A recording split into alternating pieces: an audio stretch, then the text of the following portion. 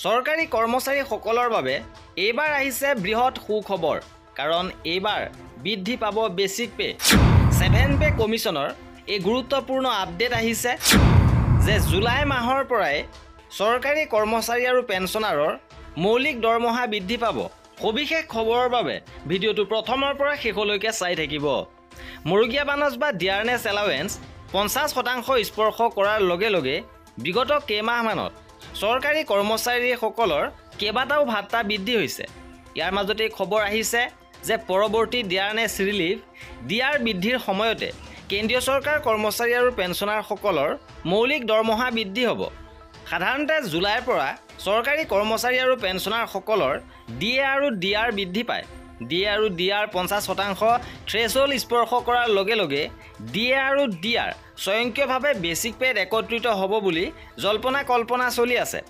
ইয়াৰ ফলত কেন্দ্ৰীয় চৰকাৰ লক্ষাধিক কৰ্মচাৰী আৰু পেঞ্চনাৰৰ মৌলিক দৰমহা বৃদ্ধি পাব। 2024 চনৰ জুলাইৰ পৰা চৰকাৰী কৰ্মচাৰী আৰু পেঞ্চনাৰৰ মৌলিক দৰমহা বৃদ্ধি পাব পাৰে এক খবৰ জানিব পৰা গৈছে। যিহেতু বিষয়টো জল্পনা কল্পনাৰ পৰ্যায়তে আছে, গতিকে আনুষ্ঠানিক নিশ্চিতকৰণৰ বাবে অপেক্ষা কৰাৰ বাহিৰে আন কোনো বিকল্প নাই। কিন্তু 2024 চনৰ জুলাইৰ পৰা কেন্দ্ৰীয় চৰকাৰ কৰ্মচাৰী আৰু পেঞ্চনাৰৰ মৌলিক দৰমহা তথা পেঞ্চন বৃদ্ধি কৰিব পৰা যাবনে নাই সেই বিষয়ে বেতন আয়োগৰ পূৰ্বৰ আৰু বৰ্তমানৰ নিয়ম অনুসৰি ৰূপৰেখা দাঙি ধৰা হ'ব পাৰে। এই সন্দৰ্ভত বিশেষজ্ঞসকলৰ মতে 50% সীমা অতিক্ৰম কৰাৰ পিছত ডিএক বেচিক পেৰ সৈতে একত্ৰিত কৰাৰ আগতেও এক দৃষ্টান্ত আছিল। বিটিজি আদৱায়া নামৰ এটা আইন সংস্থাক প্ৰতিনিধিত্ব কৰি অৰ্জুন পালেৰীয়ে কয় যে পঞ্চম বেতন আয়োগৰ প্ৰতিবেদনত দফা 105.11 ডিএক একত্ৰিত কৰাৰ বাবে এটা পৰামৰ্শ দিছে আৰু এনে একত্ৰীকৰণক মহাৰ্ঘ বুলি অভিহিত কৰিছে। এই পৰামৰ্শৰ পিছতে 2004 চনত ডিএৰ পৰিমাণ ভাত্তা আৰু অৱসৰৰ সুবিধা গণনাৰ উদ্দেশ্যে মৌলিক দৰমহাৰ 50% একত্ৰিত কৰি মূল দৰমহা অৰ্থাৎ বেচিক পে যোগ কৰা হৈছিল। ইপিনে সপ্তম দৰমহা আয়োগৰ মতে বিশেষজ্ঞসকলে মত প্ৰকাশ কৰে যে 50% সীমা অতিক্ৰম কৰাৰ পিছত ডিএ স্বয়ংক্ৰিয়ভাৱে মৌলিক দৰমহাৰ সৈতে একত্ৰিত নহয়। সপ্তম দৰমহা আয়োগৰ প্ৰতিবেদনত এনে কোনো ব্যৱস্থাৰ পৰামৰ্শ দিয়া হোৱা নাছিল। ইপিনে ষষ্ঠ বেতন আয়োগেও এনেধৰণৰ কোনো একত্ৰীকৰণৰ পোষকতা কৰা নাছিল।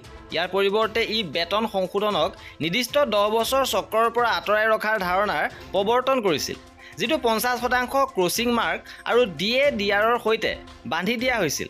তেওঁ আৰু জনাইছে যে এই পদ্ধতি পূৰ্বৰ কেন্দ্ৰীয় বেতন আয়োগে ধাৰাবাহিকভাৱে বজাই ৰাখিছে, যিয়ে গুৰুত্ব আৰোপ কৰে যে ভৱিষ্যতৰ বেতন পুনৰীক্ষণ তেতিয়া হ'ব লাগে যেতিয়া ডিএ ডিআৰ মূল দৰমহাৰ 50% পায় বা অতিক্ৰম কৰে, যাৰ ফলত মুদ্ৰাস্ফীতিৰ বিৰূপ প্ৰভাৱ কম হয়।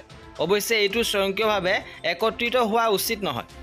এতিয়া নতুন কেন্দ্ৰীয় চৰকাৰে এই সম্পৰ্কত কি সিদ্ধান্ত গ্ৰহণ কৰে সেয়া হ'ব লক্ষণীয়। আৰু কৰ্মচাৰীসকলৰ এনেধৰণৰ খা খবৰৰ বাবে আমাৰ চেনেলটো ছাবস্ক্ৰাইব কৰি ৰাখিব। ভিডিঅ'টো শেষলৈকে চোৱাৰ বাবে বহুত ধন্যবাদ।